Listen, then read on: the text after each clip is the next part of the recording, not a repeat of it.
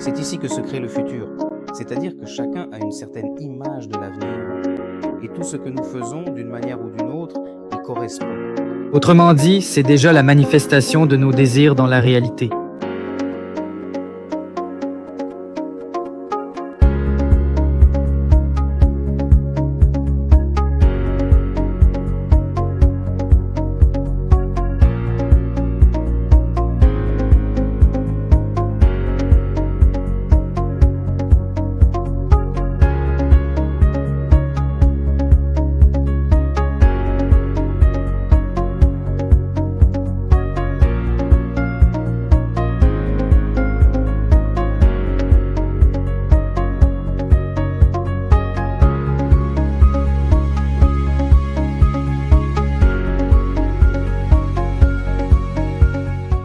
Pendant la pause, entre les réunions dans notre institut, où justement Denis travaille activement avec l'équipe scientifique à la création de l'objet 50 mètres, n'est-ce pas? On peut déjà le dire, tout de même. Bien sûr. Et ceci n'est pas simplement un prototype, c'est le sommet d'un objet de 50 mètres. Ivan Sergeyevitch, bonjour, je m'appelle Artem. C'est-à-dire que si nous examinons ce modèle, l'axe vertical n'a pas besoin en conséquence d'un quelconque guide. Il n'est pas nécessaire de l'orienter selon le vent. La construction est simple, compréhensible, disons, à un niveau de base domestique, voire familial. On voit cet objet et cette technologie comme fantastique ou irréel, mais c'est par simple manque de connaissances. Le projet Vent passe des plans à la réalité concrète. Aujourd'hui, nous allons vous montrer comment est créée une centrale éolienne innovante capable d'alimenter en énergie des bâtiments entiers. Oui, on peut tout mettre à l'échelle, mais chaque objet ne peut pas immédiatement être reproduit à sa taille réelle. Nous commençons donc par un petit pas.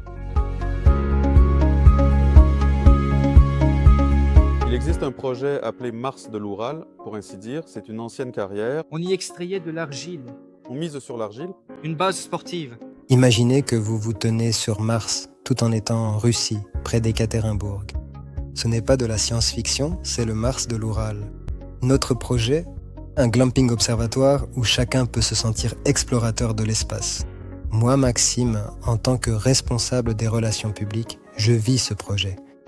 Je cherche ceux qui sont prêts à construire ce rêve avec nous, j'attire des investissements, je trouve les meilleurs fabricants pour nos capsules futuristes et je coordonne le travail de l'équipe. C'est votre chance de faire partie de quelque chose de vraiment grand et unique. Écrivez-moi sur Telegram, construisons ensemble notre Mars. Le QR code est à l'écran et le lien se trouve dans la description de la vidéo. Eh bien, l'ambiance là-bas ressemble vraiment à une image de Mars. Chaque isolant se caractérise par sa conductivité thermique. C'est-à-dire que si nous chauffons jusqu'à 500 degrés, les pertes de puissance seront 5 fois plus importantes que si nous chauffons jusqu'à 100 degrés. Nous n'avons pas seulement la température de la conductivité thermique, il y a aussi des pertes par convection. Lorsque la chaleur est transférée par un milieu, par exemple, il y a quand même de l'air, il se réchauffe ici et la chaleur part là-bas. Premier point. Deuxième point, le rayonnement. Cela signifie concrètement que si on chauffe un objet jusqu'à une température de 500 degrés, alors la variable T élevée à la puissance 4 va venir définir précisément l'intensité de la puissance des pertes par rayonnement thermique. Oui.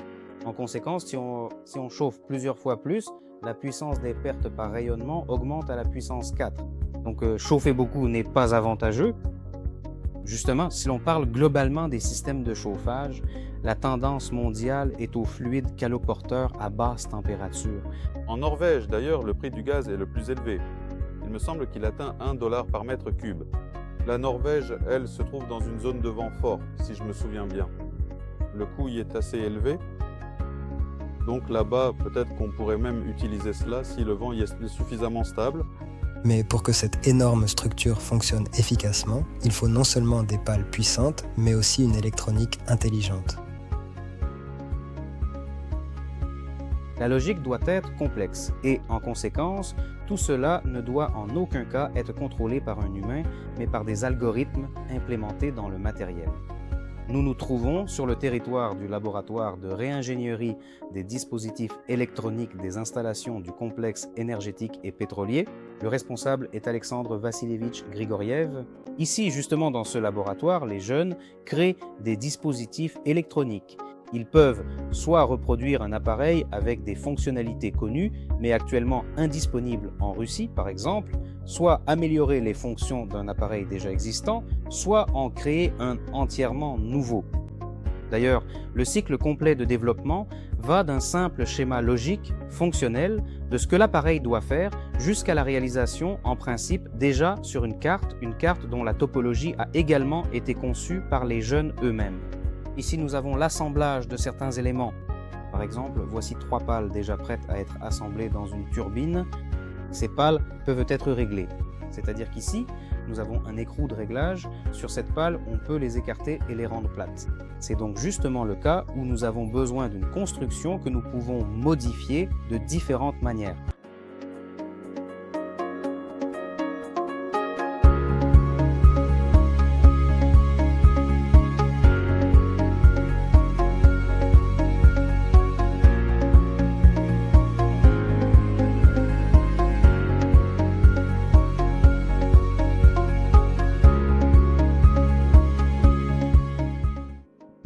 Eh bien, pour l'instant, nous avons une structure de base. Nous devons remplir cette structure avec de l'infrastructure. Celle-ci inclut entre autres la façade, qui doit avoir une forme adaptée au vent.